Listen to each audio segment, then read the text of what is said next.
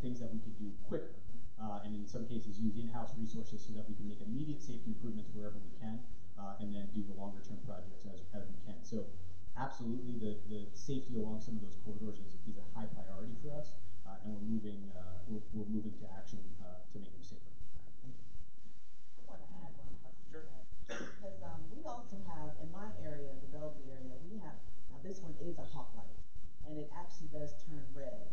But whenever we got that light installed, DDOT came to us and we voted as a community. I know that you're a new commissioner, but they had to have come to your community to ask what type of light first, because they did the same to our community. Maybe you can ask them to come out again and see if you can get a different set of lights like the one that we have. If you want to see what our beacon light looks like, it's on the corner of Danbury and MLK. It's right in front of Patterson Elementary School. Yeah, and just so everyone, a couple of pieces here, so we, Madeline here is an engineer. The two types of lights that they're talking about, a rectangular rapid flashing beacon. You've probably seen it. You hit the light, and the sign, the pedestrian sign, has two yellow lights and it blinks. And it's basically just there to tell drivers, like, hey, you're supposed to stop. DC law requires drivers to stop for anybody in the crosswalk, not yield, literally stop. And this just draws attention to a pedestrian trying to cross the street. A hawk signal is actually a traffic light, so it's got red lights, and it will stop drivers, and it acts the same way that red light does. So just as Melissa said, we should be holding the city accountable for putting in the infrastructure that's needed to get to compliance and make the street safe. So if they put in something, crosswalk is a piece of infrastructure, and if drivers are ignoring that, then we need to step up and put in maybe that RRFB, and if that doesn't work, then we step up the hawk signal. We just keep going until we solve the problem, because nobody should feel unsafe crossing the street, especially if you have a disability or some other thing. So thank you for bringing it. Do you want to come up? Yes. Sure. So I'm not holding out enough voice there. Hello, everyone. I'm a police officer. I really respect the work that you're doing. I'm not seeing email, that one. Thank you for that, first of all. But I want to get back to what the student said. It shouldn't be built off the city. I can go through our division Columbia, and I see curbside ballroom in huge streets, and actually somewhere I can't pick up the sidewalk on my mind. He's building a whole brand new sidewalk and everything. And he said the city was to be safe for everyone across the city, even though everyone else was right. Double breast the things, right? I want to know why do we have to keep getting the freaking surveys over here? Okay? Every time I look around, I'm not angry anymore. I'm just kind of sick of this, right? We have to do the surveys. We send out your votes, okay? We say the same thing. Some of us don't want to speak truth. I don't know why. But why is it that Ward 8 is not getting the same? Why aren't we getting the same when it's taxpayers over here just as over there? And over here to my right, okay? But they keep calling, saying the same thing, you'll patch up a hole. But you're not doing your own work. I have went to numerous meetings, numerous of your meetings. And we have sit down at the table with your staff and came up with ideas and plans and whatever and this and that.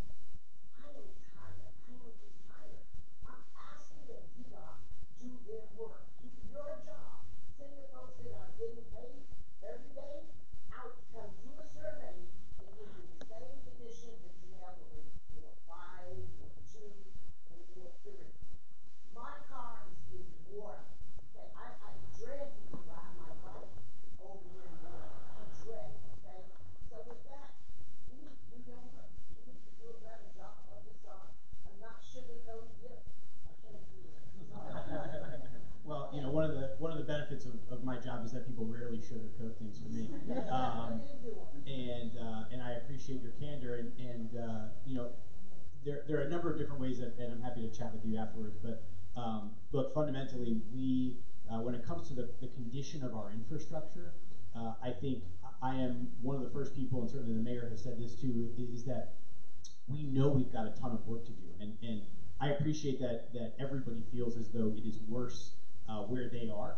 To be honest with you, I hear that in almost every single community meeting I go to, which is, why is it so bad here? It's better over here. And what I have to just be honest with folks and say is we know we've got a lot of problems. They're in a lot of different places, and we're putting together a strategy and implementing on that strategy to fix them. When it comes to the condition of our roadways, we've got a 5-year solution to bring all of our roadways into a state of good repair.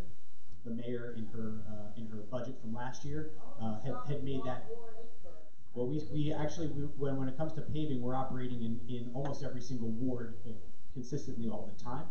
When it comes to building new sidewalks and fixing the sidewalks that are existing, we do that across the district consistently. We have a ton of work to do, and I'll be honest with you and say that I would love your support when we talk specifically about building new sidewalks. One of the most consistent challenges that I have and that our team has is when we go out into the community is trying to advance that work of installing new sidewalks in places where they don't currently exist. It's not always met with a warm embrace, and so we'd love to strategize with you about ways that we can help spread that message and help kind of convey that energy that you clearly have for this work to the broader community.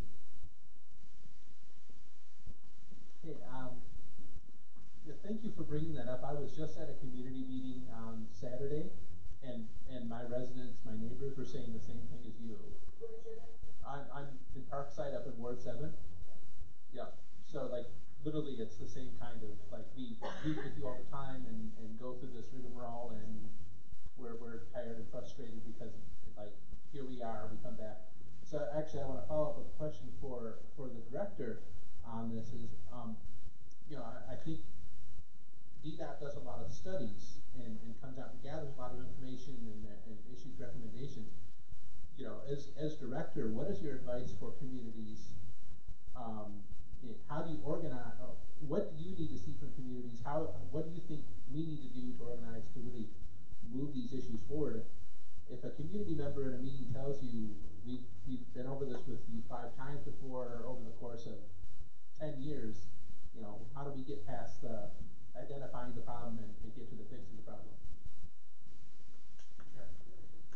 Well, look, again, I don't want to monopolize all this, but I'll just you know say that one of the core tenets of Vision Zero is reliance on data, and so we as an agency have collected and continue to collect a lot of data in areas that have been identified by the community and by other sources, and we prioritize our work based on the urgency of the safety needs that have been addressed through that data. And so that's, I think, something that's particularly important to note. But I want to just be clear that since I've been the director of DDOT, and even frankly before then, our agency has come to the table and produced a number of small-scale and large-scale safety improvement projects. And I'm really proud of that work, and we continue to do that work. Emily on our team here has been driving a lot of that work for us. Her team and the engineers that she works with have been out there on the front lines coming up with creative solutions to problems that are seemingly intractable. You know, one of the things that makes Vision Zero so hard to talk about is that it's something that we all experience in different ways. I use the metro every day. I'm a pedestrian every morning when I walk to the metro. I see so many of the same safety issues and concerns that you all see all the time. And so we're working really hard as an agency to address those things. But in many cases, there isn't a single easy answer that's going to fix everything at once. And so we've got to be really thoughtful. And we also have to make sure that what we do is based on data and based on science, because we are a government agency that's responsible for protecting people. And so we don't want to do anything, we don't want to implement anything that could potentially have the opposite consequence. And so it's not easy work, but it's work that we all take really seriously, and we're an agency that's full of people that are very passionate about this safety work. So I appreciate your concerns and certainly your concerns that there are sometimes issues that have been out there for a long time, and we're going to work with you as best as we can to try to solve it. All right, we'll have one more question, and I just want to emphasize, we're going to be here all night. Everybody here is all night, so please come up and introduce yourselves to the panelists or to your neighbors to continue the conversation. So my name is Monica Hopkins, and I live at the corner of Naylor and 25th. And a data point for you is there was a child who was hit in the crosswalk yesterday. And I'm like shocked that this hasn't happened before. But my concern is they're building a middle school on Naylor Road right now. And I live literally at the stop sign And that lawlessness, like I have never seen driving like this before in my life. And I think part of it is number one, you cross the river, and immediately you're like, oh, I'm across the river because the potholes and coming up that hill. So once people hit that flat road, they just gun it. And they will gun it, they will go around cars because what it looks like there is off-street parking, and it almost appears that there is, which was one of the things I was like, well, maybe I could ride my bike here, but I will not do it, is it looks like there was a bike lane there, or should be a bike lane, but if it's not protected, no one is going to use it. And additionally, I'm so upset about this right now, and it was kismet that I saw that this was happening. But additionally, I want to also put on the table that if we're going to talk about safe streets, we have to talk about safety for who and what are we talking about when we mean safety? Because my concern is that we're talking about transportation, but some of the solutions are going to be criminal justice informed solutions that have to do with surveillance and MPD and things like that in a community that is already over policed, and we know that the people who will be most affected may not get their roads fixed, may not get things in place for their transportation safety, but under the guise of public safety will be surveilled a little bit more.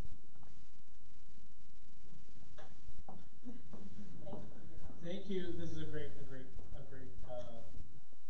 segue in two ways. One, I want to talk about the policing and enforcement issue. So, WABA, the Washington Area Bicycle Association, has been doing a lot of learning and listening around the issue of enforcement.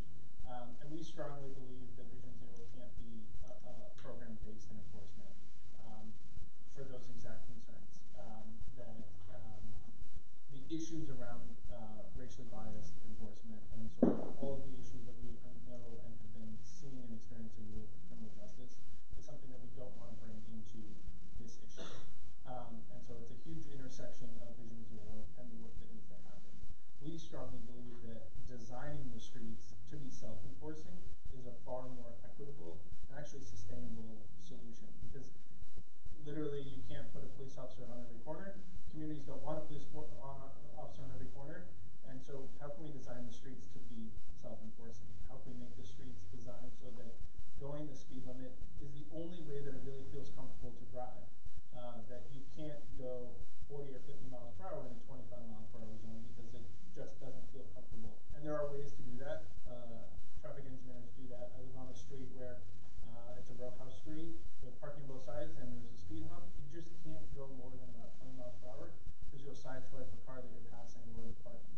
And so that street self-enforces itself. And so how do we do that across the city? Because that's actually a way to make it safer. So thank you, and that's a great segue, because we're going to actually split up and have some conversations about sort of the next steps. So the way it works, and what we're going to do next, is we're going to split into ward-based groups. So we're going to have, I think we have enough for Ward 8, 7, 6, 5, and then 1, 2, 3, and 4. So 1, 2, 3, and 4 are going to be together, and then 5, 6, 7, 8 are going to be separate. So we'll end up in 5 groups. Yes. If we hear all from the same thing, right, and aren't we splitting the ward? Because that's what it should be carried across the city equally. So why are we splitting the ward? Sure, I'll get there. Yep, absolutely. So I'll get there. So we're going to be in 5 groups. The first 20 minutes, we're going to talk about what does a perfect transportation system look like. So we've identified a lot of issues, but I want to hear the plus side. I'm a glass is half full kind of optimist. So if we were starting from scratch in DC, what does the system that we're trying to design, what is our vision for transportation? What does it look like? Because your question too about sort of who are we designing the streets for? Well, who are we designing the streets? What's the community, and how are people getting around? What does that look like? So we're going to talk about what is the optimum? What's the vision we're trying to get to? The question, which I think is a good one, why are we splitting up and breaking up into groups? It'd be really hard to have a conversation like that in this larger setting. The second half of the conversation is we're going to talk about what are the transportation issues that are facing our community now, and we've got maps based on wards. So again, you are the expert of your neighborhood, of your streets, and so we've got maps based on words. It's rather than trying to look at a whole city map and put a pin on each little spot, we've got bigger blown up maps based on word. And the next step we'll talk about at the very end is we want to continue the conversation. If the conversation starts here and ends tonight, we're going to have the same problem of like we keep asking for these things and nothing happens. So WABA and our commitment is we want to get you back together and talking with the community and organizing with the community to make these changes happen so that the conversation doesn't just end tonight. And if we do that citywide, it's going to be again hard. You know, how motivated are you to go all the way to the upper northwest to work on a sidewalk up here? Probably not. You're concerned about the sidewalk in your community and you want to work on that. So that's why we're going to break into word phase groups. So how's that feel? Sounds good, Greg. Okay, thanks, Josh. Okay, so we have about 20 minutes in those groups. You'll have some big poster paper, and we'll have either somebody, a lot of staff member who can help kind of take notes, or if there's somebody who can take notes. Again, the question is, what is that vision? What does the perfect transportation system look like? If we're starting from scratch, if we're blank slate, what are we trying to achieve? So we have about 20 minutes to talk about that, and then we're going to come back. So pick somebody in your group who can come back and share. You have a big poster, and you get about 2 to 3 minutes to share that out, so that we all get to hear everybody's perfect vision, so we have a sense of what that looks like. And then after that, again, we're going to break up again, and we're going to talk about, really identify, we're going to look at the map and say, what are some actual issues today, and really pinpoint places where we can make some improvements. All right. So what are we missing? What questions do we have? Just before we break up. Any questions about that first session? And I'll give you time. I'll give you a 10-minute warning, and I'll give you a 5-minute warning, so you know, so that you get back in time. I'll make sure everyone gets home tonight. Any questions before we break up? We'll be in here. Yep. Yep. We'll just kind of. So we got some people assigned. We'll break up in wards. And we'll see Ward 6. 20 minutes. Ward 6.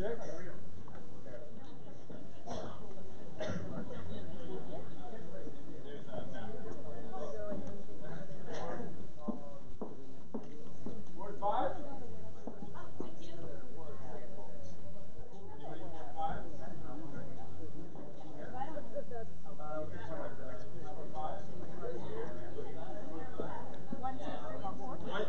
And wards 1, 2, 3, and 4 will be over here. Do you all live in wards 1, 2, 3, and 4? You do not? I'll move in a second. Pardon? I'll move in a second. Oh, you're good, man. You're good. Okay. I live in ward 1. But Just like Here are all of your maps. we're fine to all conversation. We don't have enough to have one ward 1. Ward 5. Word 1? I'm 4. I think that we can have a general conversation as well. Well, I mean, feel free to take This is to everybody else. Yeah. We're gonna get sorted right now. Katie's gonna grab paper over here. Ward 5 is over here.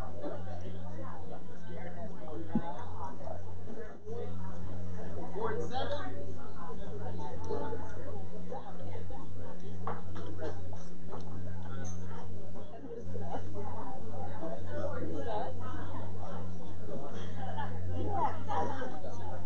Okay, I'm going to give you this.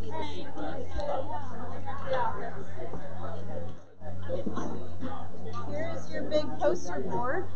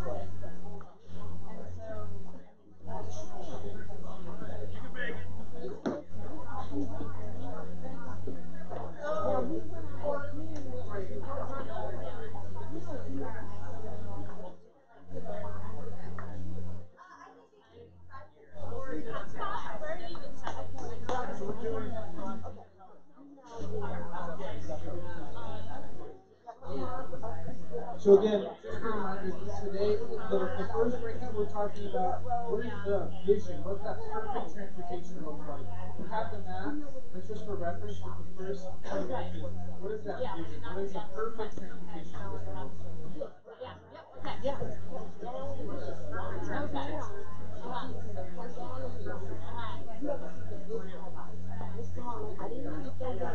That's okay.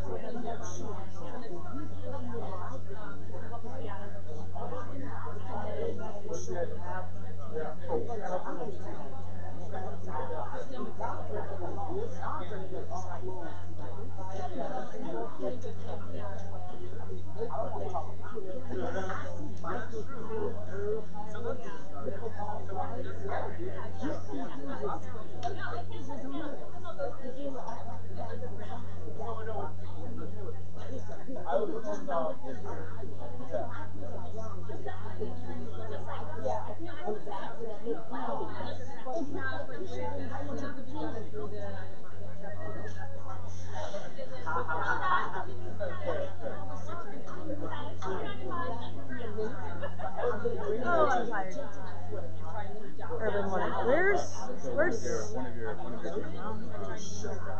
I almost started yelling. Chris, he's over here. Oh, Chris Wolf? Okay, yeah. Yeah, he was like, out.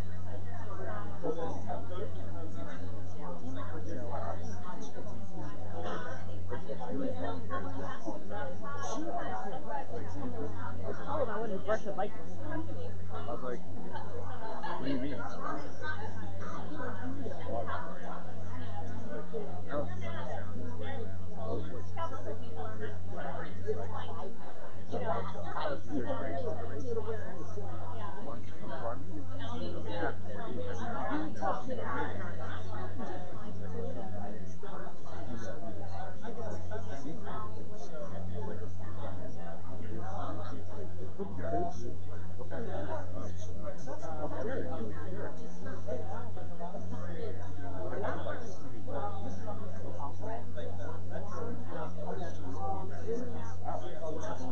That's true. You're planning on things. What are you planning on? There's a camera. Preview. Is it pointed that way? It's pointed that way. Okay. Listen, Bob. yeah. That was alright? Yeah, it was great.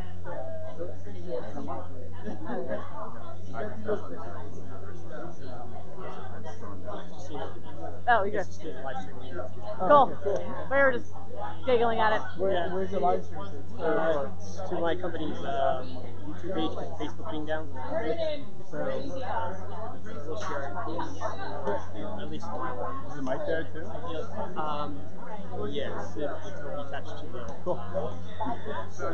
Yeah. Hopefully, you didn't say anything. I can always edit it out. But, Chris started that.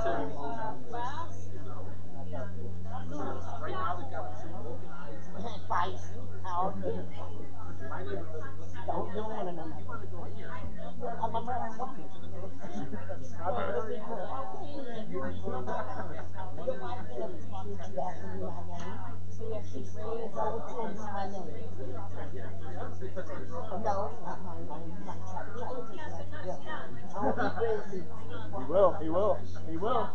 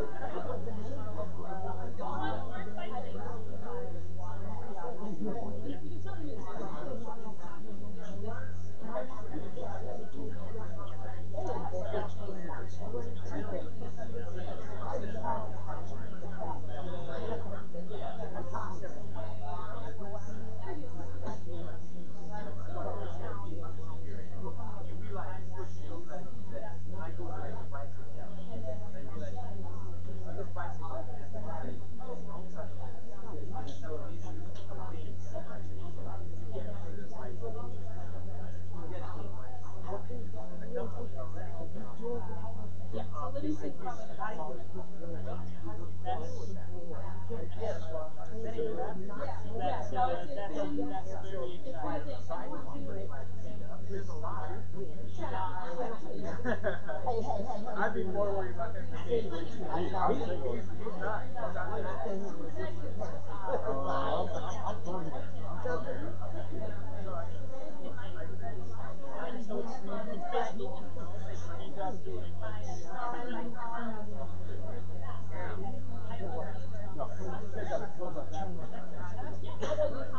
He's not.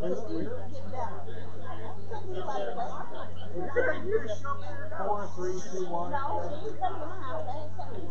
I'm gonna be all in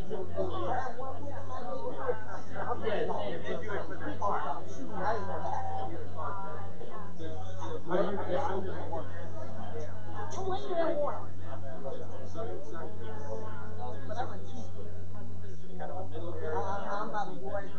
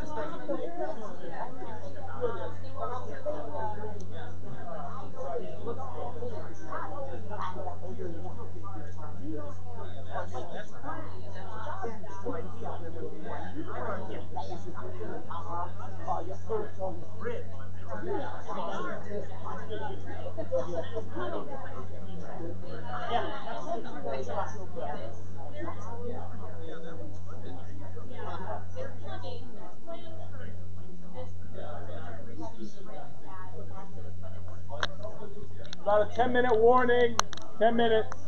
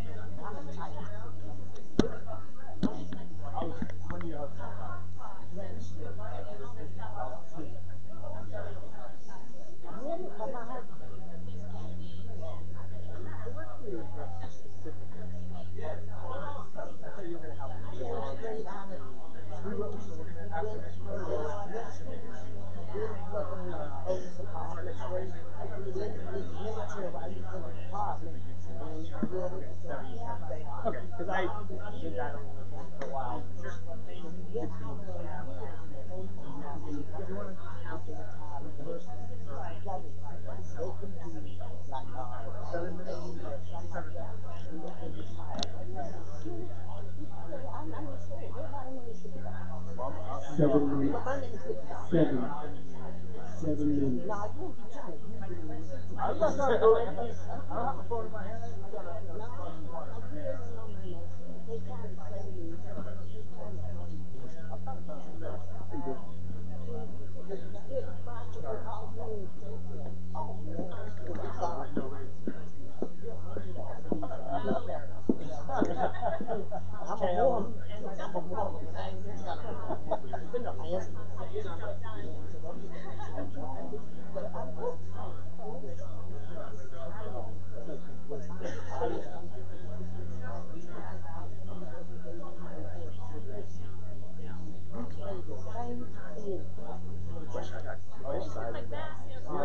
So we finished the vision part. I was supposed to wait for the next part. Or are you all right now? You can start. We're gonna do a little report back, and then people are gonna have to say what their thing is. We're gonna report it right here, and then we're gonna flip, and we're gonna do sort of issues.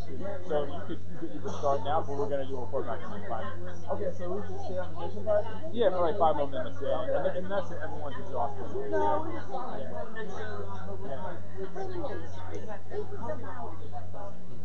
Year ago, that was the last meeting, they had me team, they came to the library, and they had that chocolate sheet right there, the vision, and we gave them everybody handout.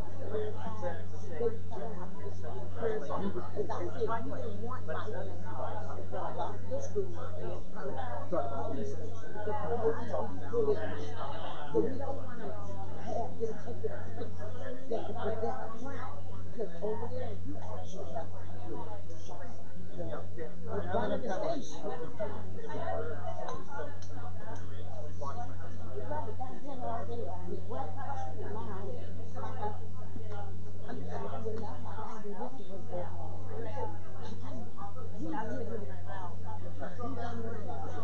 People say, before you can get what you got to have. I just say, God will take it with her. Sometimes you just have to action. We want to, we want to, I have seen so many folks get pushed out. You know what I'm saying? When do you get enough? When do I get enough? How much do you want? And that's what I'm saying. I'm just going to make it all right. I burn myself before I leave here. I'm just telling you. I work hard. Everybody's got what y'all have to do. And it's just Is the number of folks exacerbating our hearing? So if there's only like 3 places people can go, they're all going to go there. This is our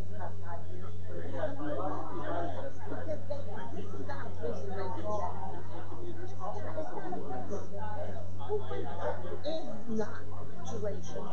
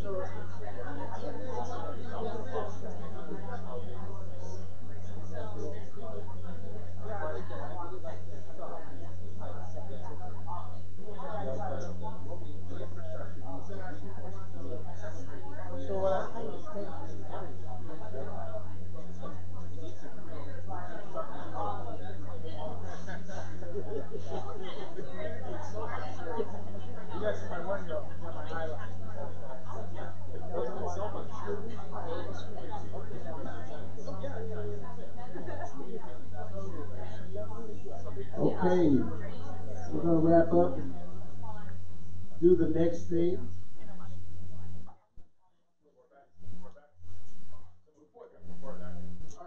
All right. If the group would, no, I have no idea. You got something. Please call me. Greg's here. I'm going to turn the mic over to Jonathan. Jonathan's our Ward 7 and Ward 4 community organizer. And he's going to have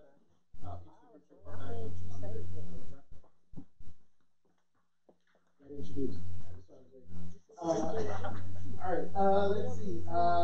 Anybody brand excited, like chest beating hard, really want to go first? Great, I'm glad I saw your hands. Ward 1 through 4. You have a lot of pieces of paper and you're closest to me, so thank you for volunteering.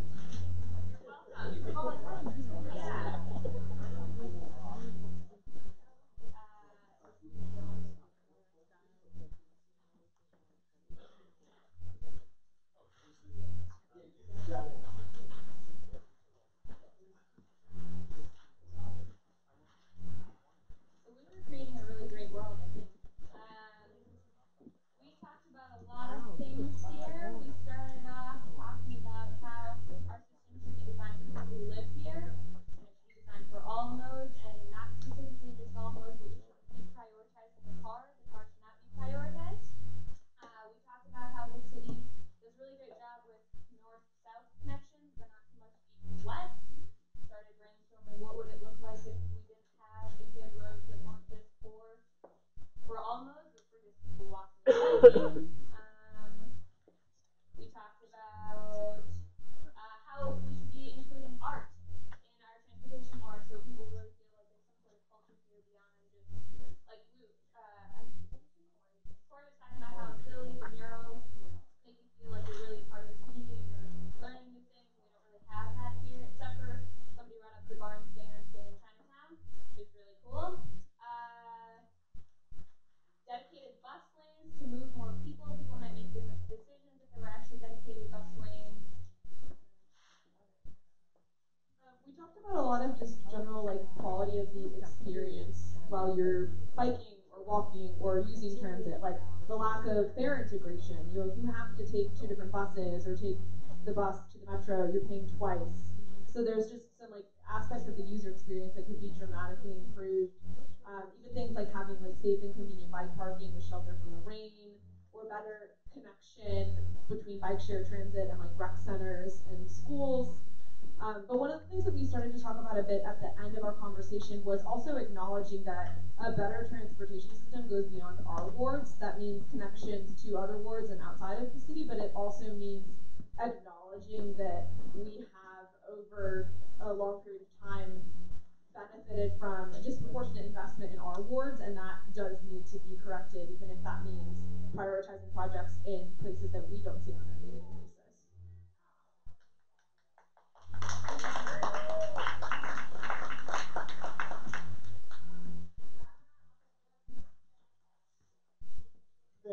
Thank you. And because you volunteered to go first, you get to choose who goes next. That emits a lot of carbon monoxide and carbon dioxide, which pollutes our atmosphere, generates global warming, but also exacerbates asthma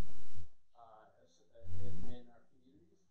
I know firsthand, I didn't have breathing problems before I moved out here, but for the children especially who grow up around that, we have very high rates of asthma, in large part because of exposure to automobile exhaust.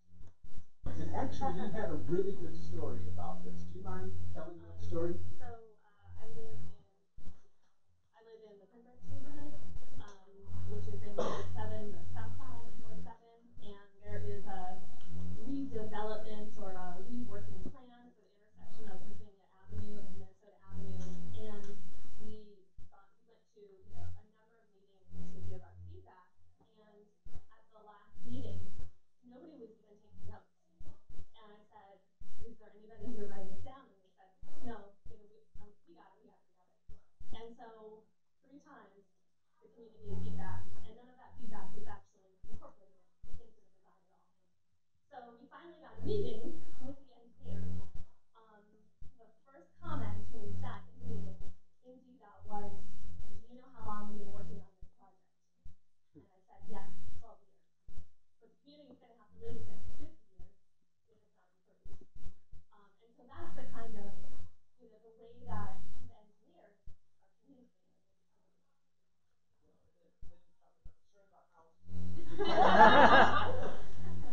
The engineers who are like,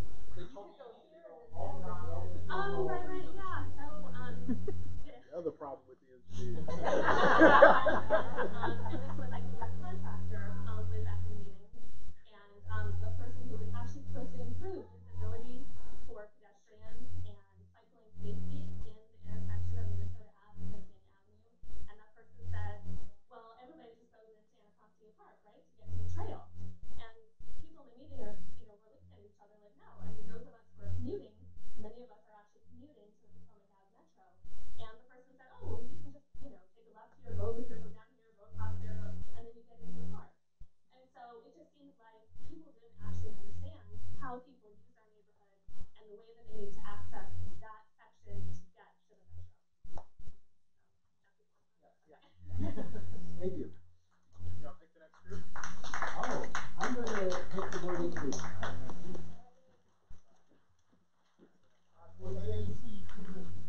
Thank you, Justin.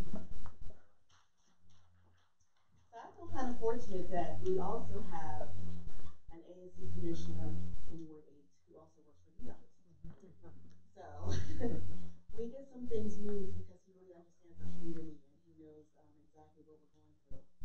When we went together for our team, we had several issues that we talked about. And one thing as an ANC commissioner is that we have to all come on one accord when it comes to what we see as a vision for our community. So a lot of times we have different opinions on things, but everybody's opinion counts and everybody's opinion matters. So the things that we were talking about, the first one is public transportation officers. A way for us to get around the city so we can become safer, whether it's with a metro bus. I am a big person that pushes for bike share. I believe that bike share is really, really cheap. It's cheaper than the metro, it's cheaper than the Lyft, and it gets you back and forth where you need to go. If you're not a great person that can ride a bike, they're having motorbikes coming out soon. They're going to be putting 400 of them on the streets really soon. So bike share is something that you definitely want to get into. Also, too, we want to talk about education on safety for all.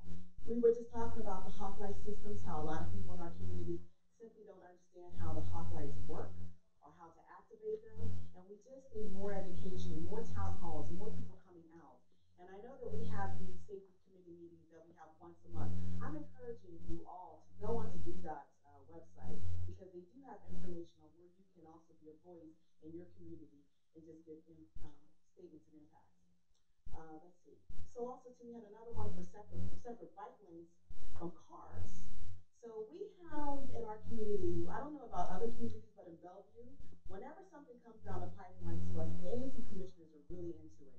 And we listen to the people that come to our meetings. So if they tell us they do not want a bike lane, it's not coming. If you want a bike lane, you have to come and let people know exactly what you want. Because if we want the government to listen to us, we have to be the voice of reason. The squeaky wheel always gets the oil. So that really does matter when it comes to us as well. So if something's not getting done, keep on going to these agencies, prodding them, get your ANC commission together and get things moving. We also want proactive solutions. One of the suggestions that came up in our area was the traffic circles.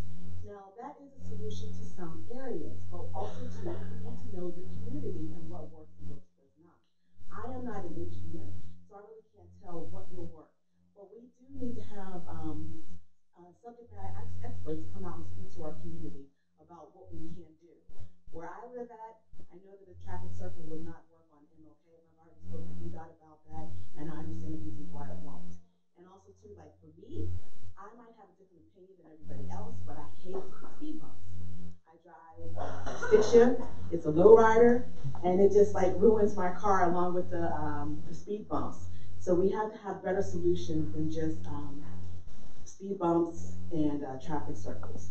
Now, one of the things that we like was the more red light hawk cams. Well, more red light hawks cameras. Okay. So, yeah, I don't know if the hawk lights also have cameras with them, but still, I know that we brought up the issues of lawlessness and also to enforcement. DDOT does not enforce traffic. MPD does. So we're going to have to bring these two agencies together so we can just talk about what we can do. I am kind of for enforcement, you know, like where I live at, the speeding is just ridiculous. You should not be able, you should not, I know that for a fact you cannot drive in residential areas more than 35 miles in DC, but I see it all the time. So I really don't know how to stop this problem except for enforcement. I mean, you put a red light camera there, people are going to slow down. So I think that that's something that you have to look in your community. And if you do want a red light speeding camera, do talk to DDOT because they can get it done. And also too, we were talking about focusing on residents and not commuters, which is a key part. You know, we pay the most taxes ever for everybody, taxations without representation. So we should be the first ones to talk about our issues here and not the commuters that just come in and out when they need to come.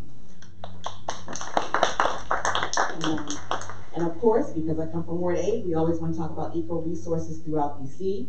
It is not really common for me to step outside of my ward and hear other issues, but I am noticing that today, all of DC kind of does have the same issue. So, yeah, we're all in the same boat.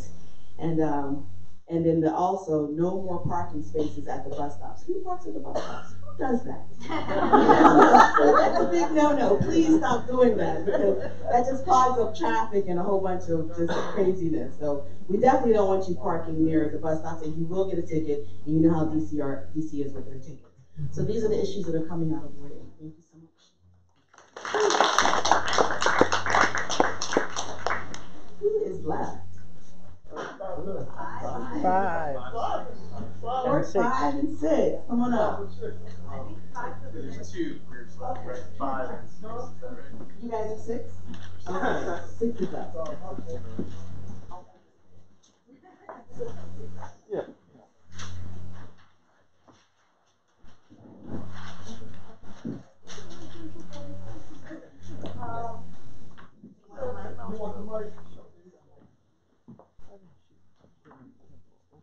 All right, so we went big, we have a really long list.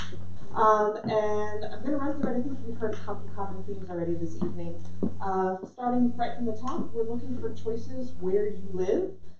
So not that just it's convenient, but it's convenient at your doorstep and at everyone's doorstep. We talked quite a bit about what does it mean to be not car dependent. Everything from not subsidizing car parking, but also to recognizing that people are trying to come into the cities and making it easy for them to get out of their cars, so that being without cars is an easy and obvious choice. We talked quite a bit about affordability in many different forms, to include things like as it relates to access, how do you pay for it, method of payment, as well as the actual cost itself. We talked about safety, and that it's not just about physical safety, it's also about just feeling safe, and that that's different for different people. So to design with that in mind. And that you're not going to use a transportation system unless it's dependable. So great, you have choices, but if they're not reliable when you need it, where you live, it's not actually a transportation network. Which leads to the next topic, which is around connection. We want, whether it's one app to rule them all, so that in order to use a transportation network, you don't need 5 different methods of payment and 5 different methods of navigating, but that actually the network itself connects, whether that is paths, bike lanes, direction of streets, etc. Easy to choose alternatives, I think we covered already. Visually appealing, which I love as the theme tonight. Good repair, that without question your system is in good repair, so that that's not going to be the thing that drives you to make other less desirable choices. Inclusive design throughout our life cycle, so whether you're a kid or whether you're a senior citizen, that the system accommodates you in any form of motion that you are taking, and that this includes that you have a clear line to advocate. So we talked about how not everyone stops and thinks to attend community meetings or is able to attend community meetings or knows how to influence the system, but yet they have every right, just like anyone here, to be able to influence the system, and how do we make that easy for them? And that beyond 311. Like, I'm sorry, that's a great resource, but it doesn't necessarily work. So good start, but let's stop. Okay. And so with that, being able to get feedback in. And equity, we talked quite a bit about, which I covered. Whether or not people actually understand how to access the choices that are available to them. Everything from the language that information is in, to how complex is it intuitive and easy to use, and related to that was great wayfinding. So a transportation system isn't very useful if you can't actually choose the direction that you want to go and get reliably to your destination, because you know where and how to get from here to there. And then finally, your transportation network should be calm and stress-free. Vision for the future.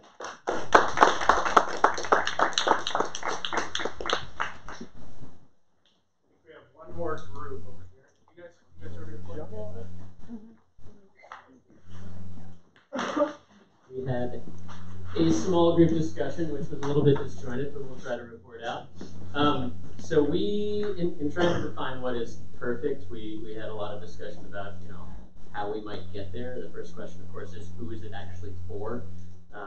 And while there's nothing written there, it's very much about everyone. Anyone who has a need to get around should be able to get where they're going safely, without stress, and without too much time.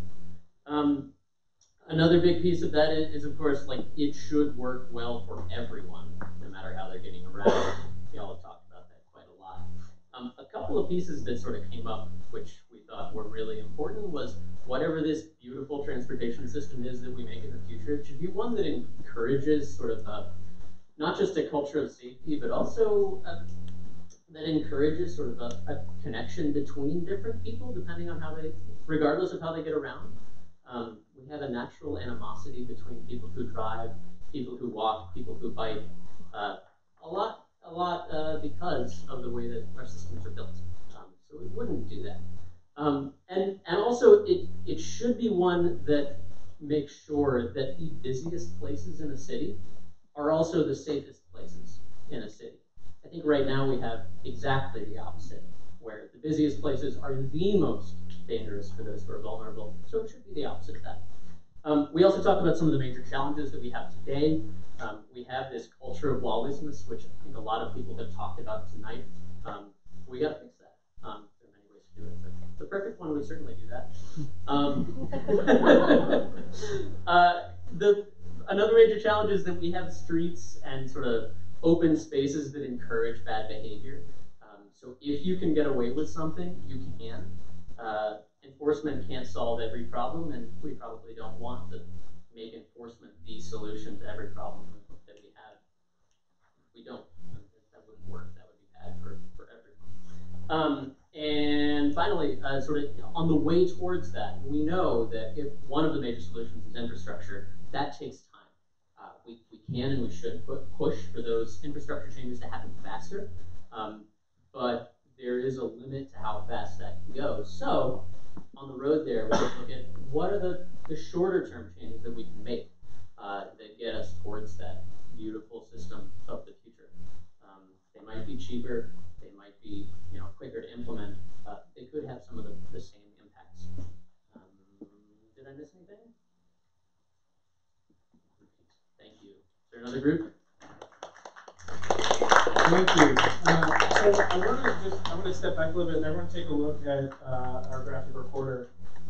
She's been capturing your feedback and how much overlap, how much people were saying many of the same things and have many of the same visions. And it's beautifully captured here because I think we're all sort of trying to move in the same direction. So the next part, we have just a half hour until the Playhouse is going to kick us out, so we're going to do this section a little bit quicker. We're going to do about 15 minutes on what are the actual issues, what are some of those things. I know that that's often, we come to public meetings because we want to talk about the problems, so we'll talk about some of the problems. Certainly problems like, this corner and that corner needs repair are helpful, and we've got a couple of people from DDOT who can actually take down specific cases, but also think at the city level or at the neighborhood level or at the ward level, what are those overarching problems, and try to capture some of those. So we'll do 15 minutes, and then when we come back, we're going to do rapid fire because we want to make sure that everyone goes, but also that we end on time and people can get home to their families and spend time doing other things that are important in our lives. So 15 minutes, and we'll come back and we'll do rapid fire. Any questions before we break up? Same groups. Yep. Yeah, you guys are all. If you feel like you talk with your neighbors and you want to just switch it up, you can see that a lot of these challenges are universal and they're citywide. So feel free to also shift your focus to new folks. You're a spy. Spy on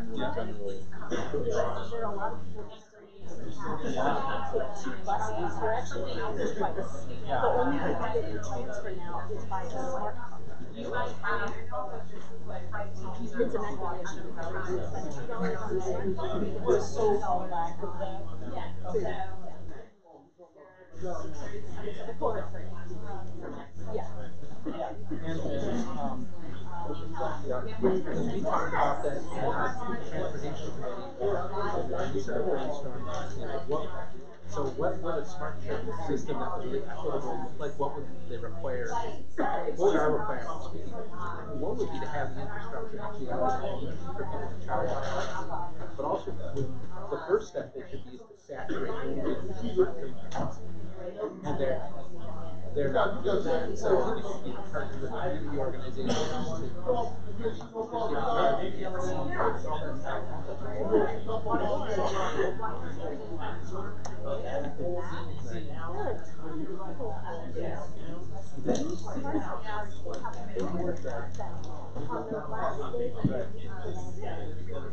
$2 that they go home and like, oh shoot, I'm not going back to PC. Throw that out. So after the women's, we got it. But why are there stations that say, are you not going to use this money? Drop it here. They capture that revenue. The revenue's already done. No, I mean,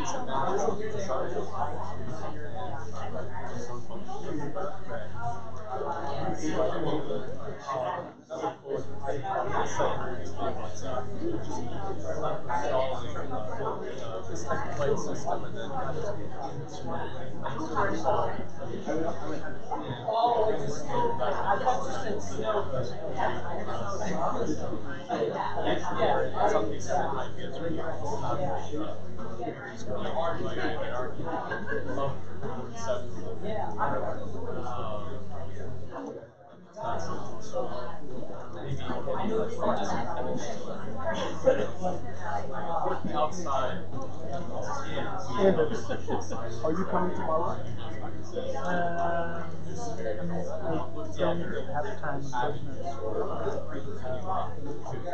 May try to get to some of it. That's a fact. All right. Is that at the university still? Yeah. What are you most excited about in the day?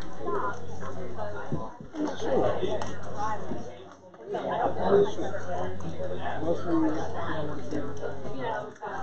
want to hear what the mayor has to say this year. If she recommits herself to be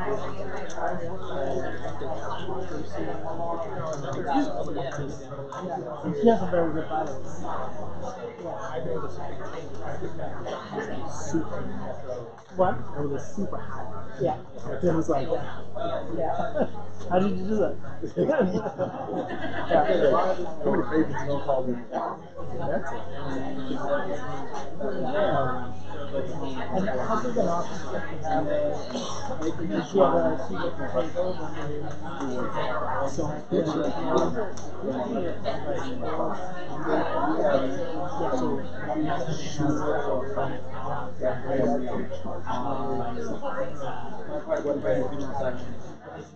So What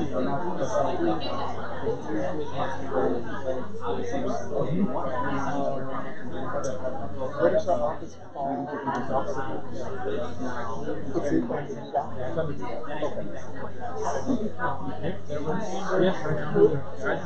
So, so my two quick questions. That's like a bit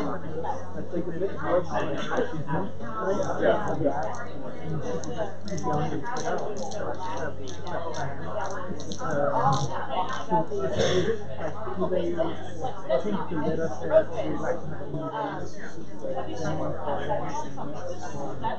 I mean, so Jeff actually wrote that letter for us. I would ask him if they ever get ignoring it. Like, I'm playing it.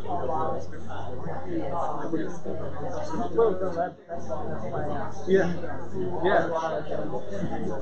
Yeah, no, but I would ask, like, did they respond to you? Did they ever feel like they didn't? Let's step up. Let's play. Two other quick questions. Yeah.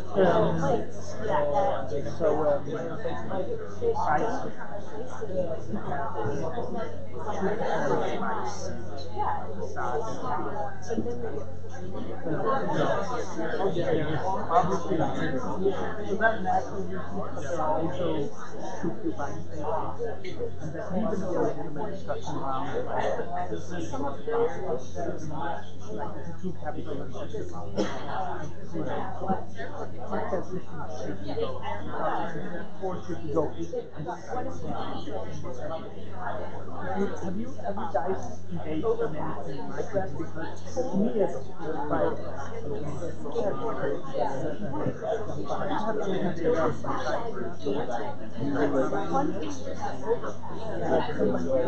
well, I mean, I always like to say that bike share is transit, and bike share stations are like the metro trains and the infrastructure just the tracks. It doesn't matter if you were to build a metro station in a community and put a train there, but if there's no tracks that connect to the rest of the system, and the research shows that, which is it's a kind of study we have to do to show that bike share stations that have the most bike infrastructure connected. And that's the underlying problem, is that there's so many big roads and longer distances. There's no infrastructure, and there's only getting work on we have to have voices. Most people are like, good, but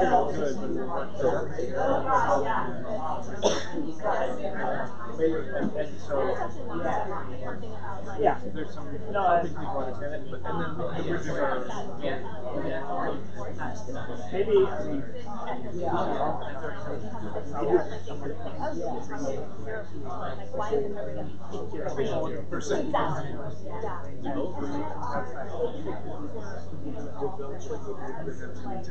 what they did was they started they just started and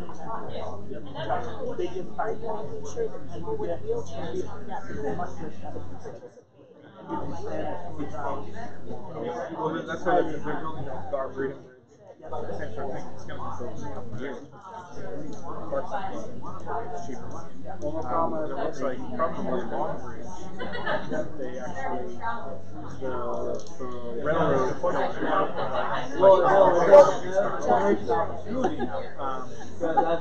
for security and going to co-op. So they're like, we can build a railroad bridge and then we'll build a bike trail bridge right next to it. The bike trail bridge is wait so it actually takes a lot less.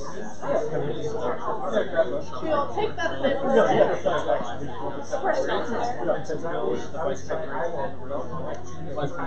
So that's probably where we're going.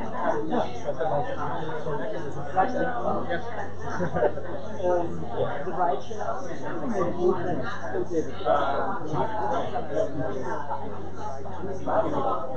yeah, they did a couple of stuff unfortunately. they just put in one pickup drop off. 14. What about the other platforms? But they like in our country we were it's far more productive and cheaper. Frankly, with the law changes, it's just even though it already was.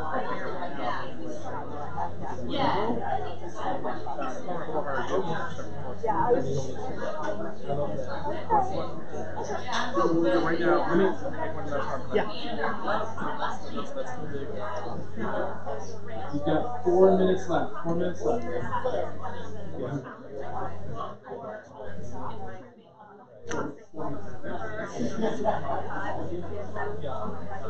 Yeah, you're right. So they own the rail, some of these are also right away,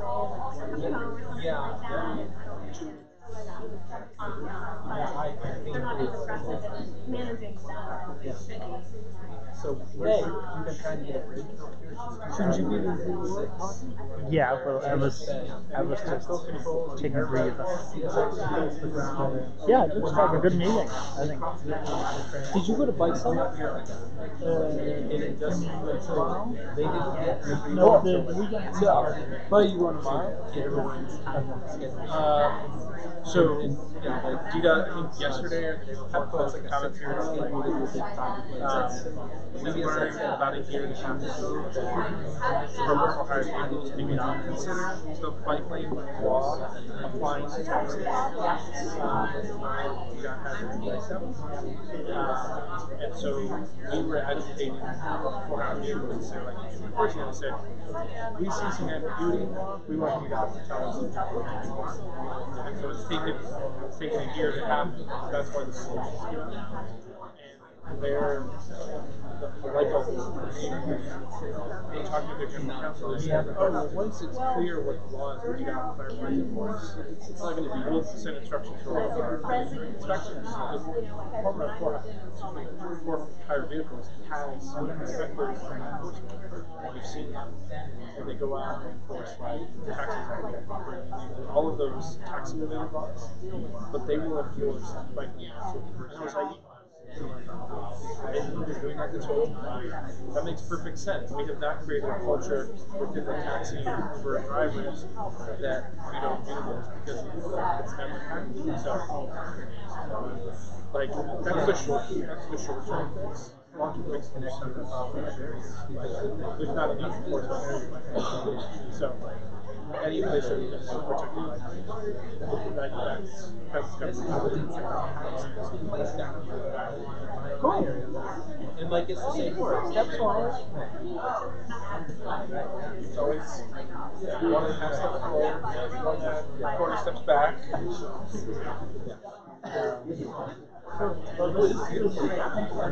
Yeah, I love it. But go the other person.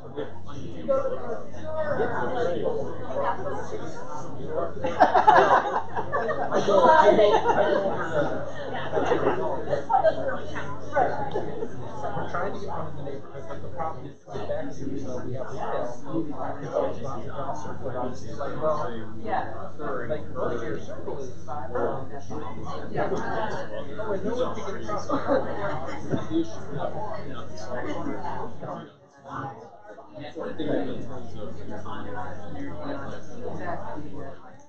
And then, more answers in the community in the car. There's a little bit of work happening that's on the other side of the center. Why? You're over there. Yeah.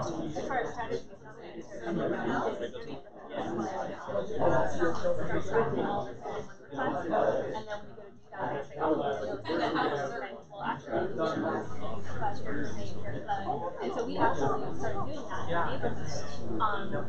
And that was helpful to stay on it, stay tracking everything, and so It's pretty remarkable when you confront them with a document that has 15, 16, 17, and 18, and 19. would report the same issue.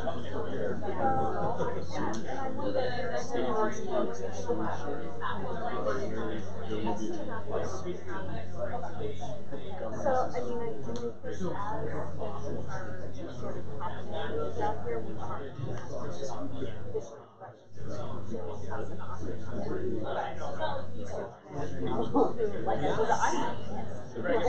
you know, but my neighbors aren't. And so, you know, I would try to Alrighty then.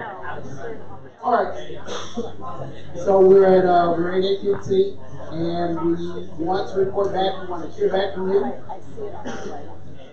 Alrighty then. Alrighty then. If she had changed name and something else. Ward 8. Yeah, Ward 8. Where go young?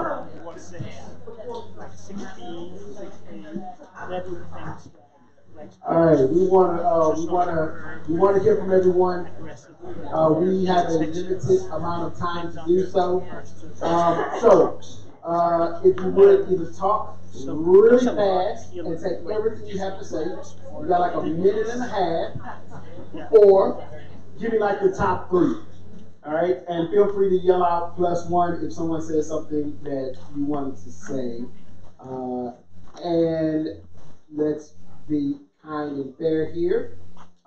Since Ward 8 was so enthusiastically in this discussion, I hate to stop them. I'm going to invite Councilman Tion to come and share with us. Or he's going to, looks like he's about to appoint somebody.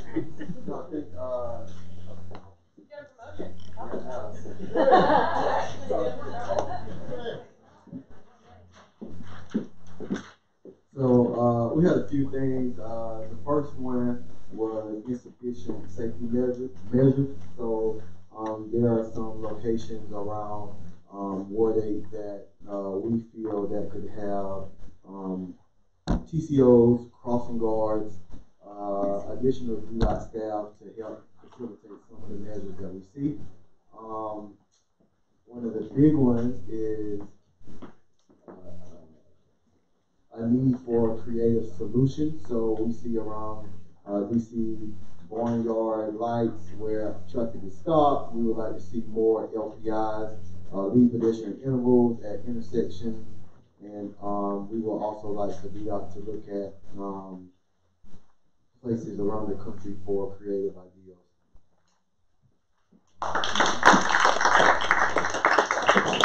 4, 7.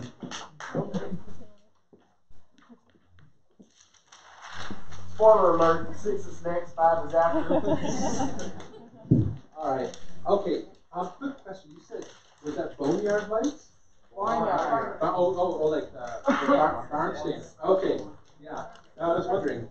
To highlight a couple of the important parts. We see a lot of solutions, but they aren't necessarily equity focused. So decision makers or people trying to solve the problems need to use an equity lens. Another challenge. Thank you. Another challenge that we identified in our ward, at least, is development really happened initially all at once in the 1950s. Is we are kind of prisoners of a lot of problems that were made in the mid-20th century to solve mid-20th century problems. And now that our ward has really grown and changed a lot, they're the problems now. And then I would say probably the third big one is the need to really improve coordination with Maryland, WMATA, National Park Service, and then private entities like CSX and PEPCO, because a lot of our problems are commuter-driven. There's Maryland, the state of Maryland and Prince George's County really are the missing players at the table who could help us solve these problems. And if the problems are solved, it would also improve the quality of life for people in Prince George's County. Was there anything else that anyone? Okay. Well, I'm going to turn it over to Ward 6 over here.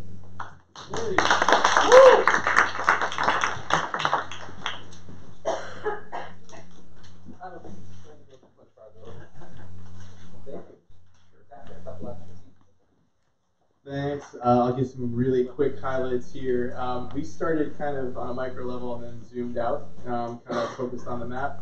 So some ward-specific issues we identified: finish Maryland Avenue. I think generally, if there's a plan in place and there's funding and there's will and there's political will in place, let's get the job done. 6th Street, there was apparently supposed to be a bike lane about 7 years ago. Hasn't come to be just yet. Like to see that one. 8th Street is a really good example of kind of a true intermodal challenge. I think that's a diplomatic way of putting it. And understanding that there are trade-offs when you put in place kind of fixed infrastructure like streetcar lines and what kind of implications that has. Talked about the beloved Dave Thomas Circle as kind of an interesting focal point, but those spots are kind of, as another group mentioned, really divisive geographically and create a huge strain on walkability, bikeability. And there are a bunch of them in Ward 6. We talked about sort of, I think there was an interval issue brought up by another group. We just talked about making sure that pedestrians are allowed to go first. I don't know if there was a technical term for it, but good to know about that one. We talked generally, then kind of zooming out about walkability and bikeability and making sure that we're prioritizing kind of pedestrian-friendly and bike-friendly streetscapes throughout the ward, because there are a lot of really important corridors where we continue to prioritize cars and not necessarily do our fair respect for walkers, bikers, and others that are trying to use those important kind of through streets in the ward. What else did I miss? Yes, more traffic calming devices. Talked about sort of the notion of designing and embedding sort of self-enforcement, which is huge. We're lucky to live on a block that has speed bumps. I think it's a huge benefit, but other things like that can be really huge in different parts of the ward. Cool, thank you.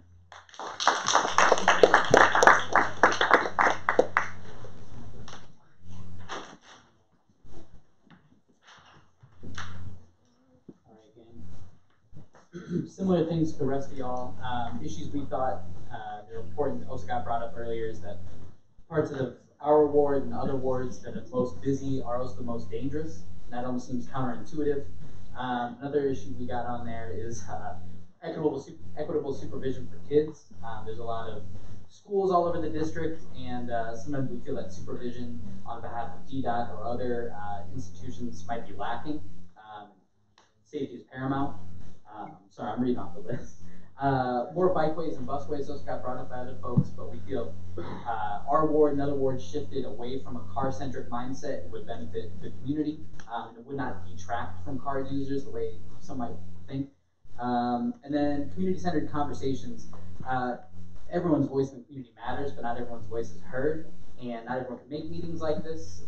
So it might take bringing the conversation to people. I don't know if that means knocking on doors and stuff like that, but I think we deserve to hear from everybody, but we don't, and that's an issue of interest.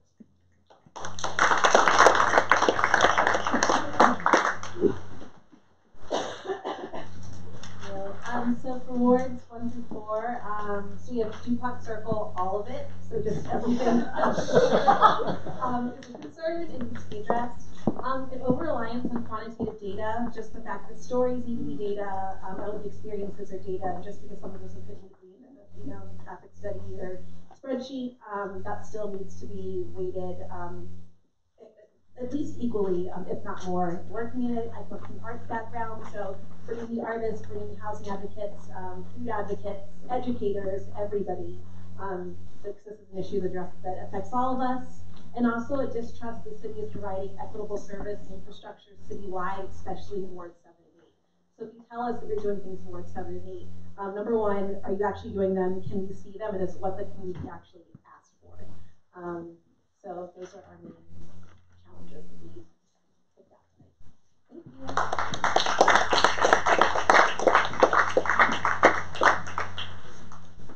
Thank you. Thank you. This was really amazing. And again, I want to get out of the way so you can see what we were capturing. We're going to capture all of the individual poster boards and the notes, but this is kind of a collective voice here. And again, I think just sort of the issues that resonated in your neighborhood, in your community, seem to be resonating around the city, and that there are a lot of things that are affecting all of us, even though we may not spend time and everybody else who's in the great community, collectively they are causing harm and issues. So thank you. Like I said, we have to be totally out of the playhouse by pack up, clean up things if you see something to get us out of here so we can be respectful of the playhouse and thank them again for hosting us. I did want to, again, open the floor for just a quick minute. If you have any, we're all here. If there are any community announcements, we all are here with many hats on, representing different organizations, different issues. Let's just keep a rapid fire for like 10-15 seconds. Good evening. I used to be on the PAC Advisory Council. They have a meeting every fourth Monday at 441 4th Street. Y'all got representatives. Each ward got eight wards and 5 at large. You need to go to that meeting. Because Hannah, she been there. And she know I used to sit on it. I used to represent Robert White. But you need to go to them, seriously. They can help you. It's the holiday on that Monday, which they have on the 3rd Monday. That's at 6:30, each fourth Monday. Each Monday at 6:30 at 441 on the 11th floor. Right in the corner from the Attorney General's office. Okay, the same thing for the DC Bicycle Advisory Council as well. I just shoot my mouth off because we attend this member. Yeah. Anyway, and I won't tell you how to do it, but punch in DC Bicycle Advisory Council, and you'll pick it up. We have meetings every other month, and we have several committees that work on all these same kind of issues for bicyclists. But DC Bicycle Advisory Council. So that's the Pedestrian Advisory Council and then the Bicyclist Advisory Council. And there's a new Multimodal Accessibility Council. I'm not sure where that is being stood up, but it's really to kind of raise all the issues that kind of don't fit into either of those two. So there's a rec trails committee. There's a rec trails committee. We need a rep from Ward 7. I wanted to lift up Monica's Monique's voice, which is to say that your ANC is also a voice for you. So if you don't know your ANC, your Advisory Neighborhood Commission, to get involved with them because they can help amplify specific concerns in your neighborhood. Great, just 2 quick announcements. One, I just wanted to, again, thank everybody for this and look forward to seeing, hopefully, some, if not many of you tomorrow at the Vision Zero conference. But 2 things I just wanted to acknowledge. One, my neighbors in Ward 6 were highlighting the work of some important projects. One of them is the Maryland Avenue project. I want to let everybody know that we have some good news to share, which is that we're going to be breaking ground on that project in just a few weeks. And I'm sharing that, one, to let you all know, so hopefully as soon as we have an exact date, you'll all get an invitation to come. But just so you know, the amount of work and energy and effort that our team puts in advance of getting those kinds of projects moved forward is pretty extensive. And so it's something that we're proud of, that we are able to celebrate as a community, because that's a great example of a project that has a ton of community input, and I think everybody's going to be really happy with the end result once it's over. And then I just also wanted to acknowledge, I don't know if Tian is still in the room somewhere, but Tian is one of the members of our community engagement team. He does Ward 5 and is acting for Ward 7 right now. Please, if you have issues, concerns that you want us to look at that are specific and acute and you know, are affecting your neighborhood, please let us know, and we're happy to set up a time to come out and meet with you and take a look at those issues and see if we can offer some solutions. Anybody else?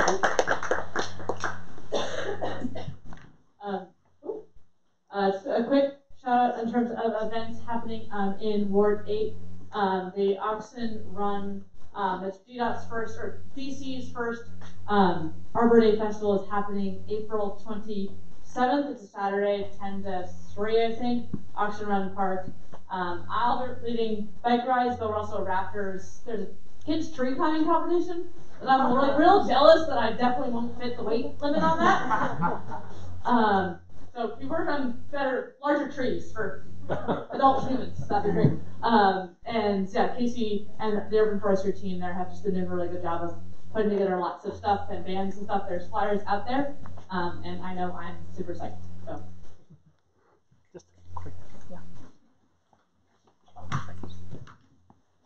yeah.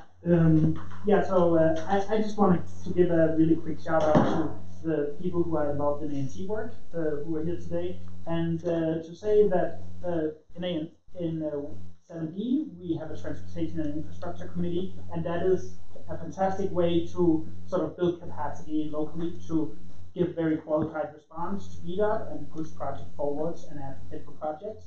And if anyone wants to learn how to stand up a transportation committee, or you want to swap ideas, raise crosswalk, traffic calming, all those kind of things, please get in touch, and I think we have a lot to learn from each other.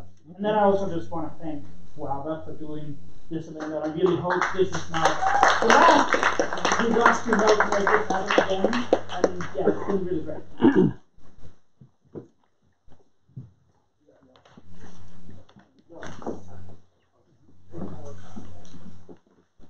Yeah, thank you guys for coming in. I do want to give a shout out for once again to ANC. You guys are here today. Next time, bring a neighbor, tell your neighbor, go to the ANC meetings, bring these issues up, and we can definitely help with each other. Our voices are amplified with our community. With that being said, I have to give a shout out. We just opened up the Busboys and Poets in Ward 8. So I just want to let you know that it is open for you guys. Right down the street. So if you want to join me, I'll be there having a little nice drink. I like that invitation. That's probably a great place to end. So there might be an informal walk over to Busboys and Poets for a little celebratory drink. But a couple quick last things, and then we'll close up for the night. One, please share on Vision Zero on any social media platform, Facebook, Twitter, or Instagram, that you came tonight. Again, kind of in the vein of encouraging our networks, our friends, our community, our colleagues, our family to get involved in this. The hashtag is VZ Vision Zero Summit DC. It's up there, right there. Yeah, get out of the way. VZ Summit DC, and just share why you came. Why do you care about this? Why are you spending your energy talking about these issues? It helps to make that personal connection with somebody else to say, hey, I share those same concerns, or I want to get involved. Which is the next thing. We want you to get involved. So we'll be contacting you. Please make sure that you've signed in, and we'll help amplify your voices, help train you, help get you involved with this, because again, it's really going to take the community demanding these changes to happen. We certainly can't sit back and expect the government to just do everything without us being a part of that. So we want to continue that conversation over the coming months. So make sure that we have your contact information and we can get up there. Anything else? Any last things before we thank our recorder? Yes. Let's give everybody a great round. And then one more round of applause for the Anacostia Playhouse for hosting. Okay, with that, thank you so much for coming and spending the evening, and have a good night.